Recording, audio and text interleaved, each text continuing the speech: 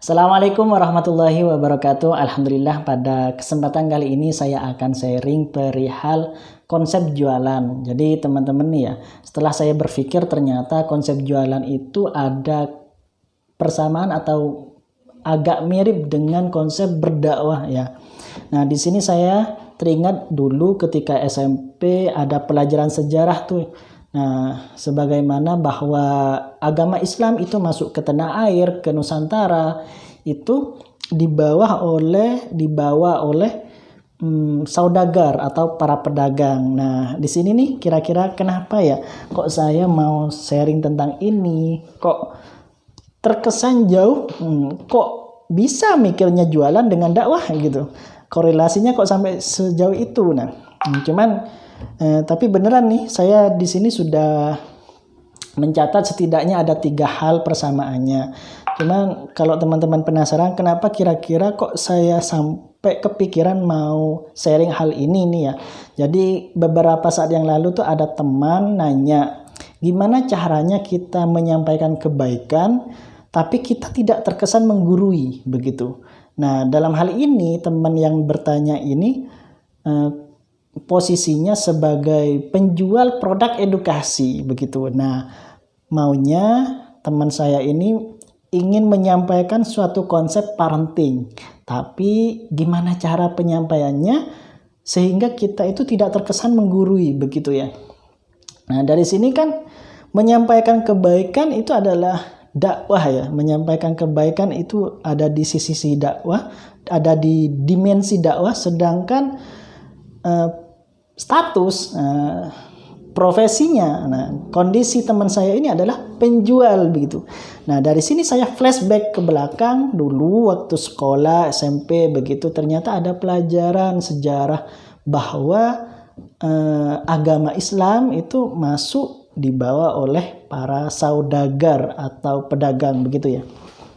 Nah, jadi di sini nih setidaknya saya sudah merangkum ada 3 kemiripan atau persamaan ya. Yang pertama adalah dari dakwah ya. Bahwa dakwah terbaik itu adalah dakwah keteladanan ya, keteladanan. Jadi misalkan nih, saya ingin seseorang itu berbuat kebaikan. Contoh istri saya, misalkan saya ingin istri saya itu berbuat baik. Saya ingin istri saya itu suka sedekah misalkan. Jadi cara nyuruhnya, cara menyampaikannya itu dengan keteladanan, yakni bahkan saya itu tidak perlu mengeluarkan kata-kata, yakni saya itu perlu melakukan terlebih dahulu dan diupayakan karena ini pembelajaran diketahui oleh istri saya. Misalkan saya di suatu kesempatan saya ketemu seorang misalkan di jalan, contoh misalkan pagi hari ada tukang sapu jalanan tuh ya, petugas kebersihan gitu.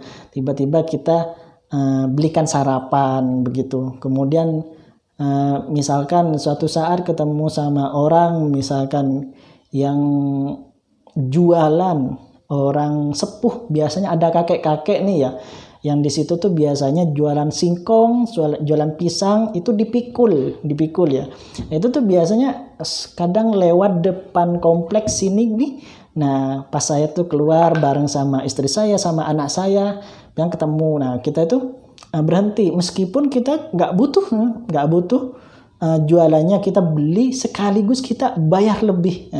Di situ kan pasti istri saya kan lihat tuh. Saya lihat contoh tuh seperti itu ya. Jadi dakwah itu ya, dakwah terbaik adalah dakwah dengan cara keteladanan begitu. Di sisi jualan ternyata sama. Kalau teman-teman tahu Dewa Eka Prayoga, jadi Kang Dewa itu di dalam buku-bukunya seringkali atau bahkan di sharing di video-videonya begitu, di postingan sosial medianya seringkali ditemukan atau beliau menyampaikan bahwa penjual yang baik adalah dia yang menggunakan produknya. Nah, contoh misalkan saya jualan mouse nih. Kalau saya make mouse-nya, jadi saya tuh tahu gimana rasa penggunaannya. Oh, ini ternyata enak. Ini enak ketika diklik misalkan. Ketika diklik enak, kemudian scrollnya tidak ini scrollnya nggak kaku misalkan, dan lain halnya ya. Terus ini bentuknya pas di tangan misalkan. Jadi kalau kita menggunakan produknya ya, kita tahu tidak sekedar kita itu bisa baca katalog, tidak sekedar kita itu bisa baca brosur. Nah, saya contohkan lagi nih, Mbak. Saya kan punya all shop nih ya, Nafilah Store begitu. Jadi saya itu ada agen, ada reseller, ada marketer begitu. Nah, saya contohkan kalau agen sih kebanyakan insya Allah sudah pada nyetok nih. Nah, reseller ada beberapa reseller yang nyetok, ada beberapa reseller yang masih sekedar promo begitu aja.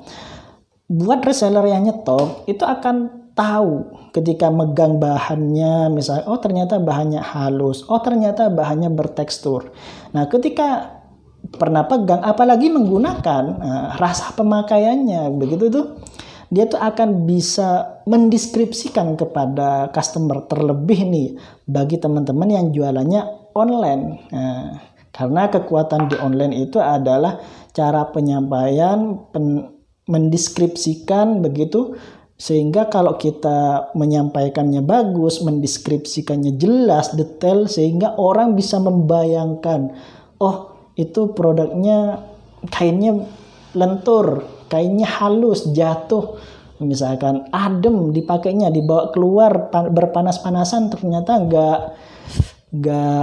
gerah gitu, nggak sumuk kata orang Jawa begitu ya.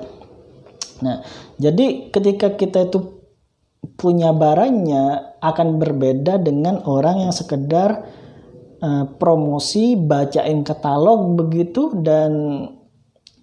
atau brosur, nanti beda kesannya begitu ya. Jadi disinilah persamaannya. Kalau dakwah itu adalah keteladanan, sedangkan penjual itu adalah pemakai. Jadi sama kalau di dakwah itu, sebelum kita nyuruh orang lain berbuat kebaikan, kita perlu melakukan sendiri. Tuh.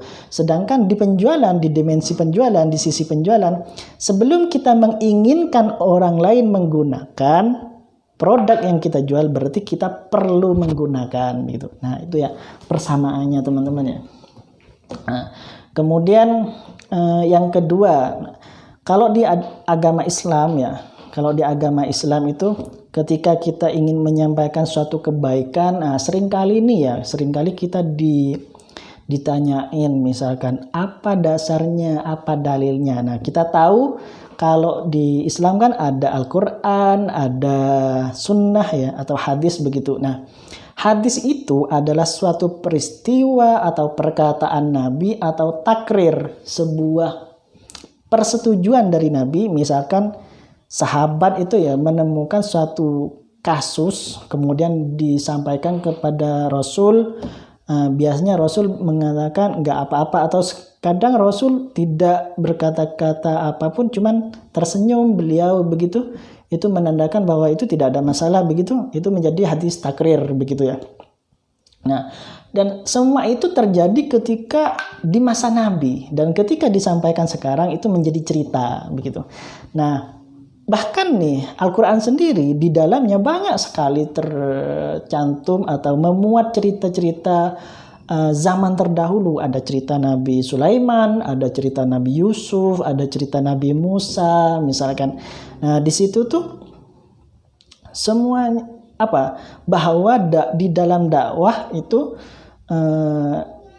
penyampaian poin-poin atau ajaran-ajarannya dikemas dalam bentuk cerita agar si pendengarnya itu merasa senang, menyenangkan. Itu yang pertama. Yang kedua, bisa diterima dengan secara rileks begitu. Seperti halnya misalkan ketika kita belajar di sekolah, akan sangat berbeda ketika seorang guru itu menyampaikan dengan begitu monoton dan seorang guru yang menyampaikan dengan cara bercerita itu akan sangat berbeda itu. Nah, sama di dimensi berjualan itu sama. Jadi ada konsep cerita, storytelling namanya. Ada storytelling. Jadi nih ini akan ada perbedaannya dengan antara orang yang menawarkan langsung dengan orang yang bercerita. Saya contohkan misalkan kita posting di sosial media, di foto, jepret gitu, terus diposting, silahkan Gan misalkan, ayo di order, misalkan menghubungi ini misalkan, foto kemudian ada captionnya, ayo di order yang berminat misalkan. Dengan seperti itu, kemudian ada suatu cara posting yang dikemas dalam cerita. Ada foto yang kira-kira foto itu menggambarkan secara universal, secara umum dari teksnya. Nah, teksnya misalkan kita foto bersama teman, misalkan. Selfie bersama teman. Kemudian captionnya misalkan, alhamdulillah hari ini suatu hari yang sangat membahagiakan, saya bersyukur untuk hari ini misalkan, karena hari ini saya dipertemukan dengan teman lama, teman SD misalkan. Nah, karena lama SD, sekarang kan usianya sudah 20 tahunan ya. SD itu usianya 7 tahun sampai 12 tahun gitu ya kira-kira. Teman SD. Jadi sudah sekian lama tidak ketemu. Sebenarnya kita ada rencana mau ketemuan sejak 5 tahun yang lalu. Cuman karena ada kendalanya ini. Nah, kita ceritakan tuh kendalanya apa aja gitu. Sehingga kan orang itu mendengarkannya terus mengalir gitu aja. Nah, alhamdulillahnya misalkan kita itu ketemu dengan cara tidak disangka-sangka. Apa kok bisa tidak disangka-sangka? Misalkan karena sebab saya itu ada kepentingan keluar, misalkan beli sesuatu di toko depan rumah misalkan, kemudian tidak sengaja melihat teman saya ini, kemudian kita saya panggil misalkan, diajak mampir. Nah, karena saking rindunya, saking kangennya nih teman SD ini, ya akhirnya dia mau mampir gitu, padahal dia tuh sebenarnya ada kepentingan begitu misalkan. Nah, kemudian masuk ke ruang depan, ruang tamu, ruang depan, dan disitulah memang di ruang depan ada beberapa produk jualan yang memang saya letakkan untuk display. Barangkali ada customer, tapi ternyata teman saya ini tertarik dengan jalan saya itu ya saya ceritalah jualan saya bahwa ini adalah produk edukasi misalnya, produk edukasi, kegunaannya kalau untuk anak-anak yang seusia sekian bisa membantu untuk proses tumbuh kembangnya, atau kalau untuk anak yang usianya lebih tinggi lagi misalkan bisa membantu untuk proses pembelajaran di sekolah dan seterusnya begitu. Dan kebetulan teman saya ini sudah punya anak 2, yang satu baru mau masuk SD, yang kedua sudah kelas 5 SD misalkan seperti itu. Akhirnya teman saya ini pengen banget, cuman terkendala dengan kebutuhan yang banyak misalnya. Untuk kebutuhan beberapa waktu ke depan, dalam jangka waktu dekat, akhirnya teman saya ini ikut arisan misalkan, Nah, karena saya itu jual produknya bisa arisan gitu ya. Jadi kira-kira seperti itu tuh ya teman-teman, cara mengemas ceritanya. Jadi kalau kita itu diposting produknya kemudian silahkan diorder, itu sangat tidak menyenangkan. Tapi kalau kita cerita dengan tidak terasa kita menyebut produk kita, itu sebenarnya kita sudah mempromosikan. Kemudian kita menyebut sistem pembeliannya bisa arisan gitu, bisa dicicil misalkan. Itu ya sudah bagian dari promosi. Cuman karena dibentuk dalam sebuah cerita, maka orang yang mendengarkan itu seolah-olah tidak dipromoin, seolah-olah tidak ditawarin jualan gitu ya. Ya, jadi itu tuh ya, ada cerita. Jadi kalau di dakwah itu ada hadis, Bahkan di Quran juga ada ceritanya begitu. Di jualan juga begitu, ada storytelling namanya, begitu ya kira-kira teman-teman. Yang ketiga di sini, kalau di hadis itu kan ada periwayat ya. Nah, malah di hadis itu kalau nggak salah nih, tolong dikoreksi nanti kalau saya keliru. Ya. Di hadis itu insya Allah ada yang namanya hadis mutawatir, ada hadis ahad, ada hadis sahih gitu, hasan atau hadis dhaif begitu. Nah, jadi ada tingkat-tingkatan hadis itu dipengaruhi dari perawinya. Nah, insya Allah seperti itu ya. Tolong dikoreksi kalau saya salah. Nah, di jualan juga ada namanya endorse gitu ya. Jadi endorse itu adalah orang yang menyampaikan tentang produk itu. Nah, semakin semakin orang itu terkenal, banyak followersnya, jadi semakin besarlah pengaruh atau kemungkinan barang kita terjualnya begitu. Ya sama, di hadis juga seperti itu, ada perawinya. Jadi kalau perawinya yang paling kuat itu seperti apa itu mutawatir kalau nggak keliru. Kemudian ada beberapa di bawahnya di tingkat berikutnya gitu ya. Di tingkat berikutnya itu ada hadis ahad, sahih begitu. Nah, kalau nggak keliru, tolong dikoreksi kalau salah gitu ya. Jadi sama di jualan ternyata ya endorse-nya kalau orang endorse itu semakin banyak followersnya, semakin besar kemungkinan akan mendatangkan traffic penjualan kepada usaha kita. Jadi itulah ya kira-kira yang bisa saya sampaikan, sharingkan. Semoga ada manfaatnya. Saya mohon maaf juga apabila yang saya sampaikan ada suatu hal yang dirasa kurang berkenan, kemudian ada yang keliru, ada yang salah. Tolong mohon saya sangat berharap untuk dikoreksi, untuk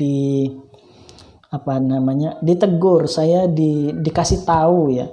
Saya juga akan sangat merasa bahagia dan sangat bersyukur apabila teman-teman melakukan hal itu, karena dalam hal ini saya juga tentunya masih dalam taraf belajar begitu. Akhirnya itu saja yang bisa saya sampaikan. Assalamualaikum warahmatullahi wabarakatuh.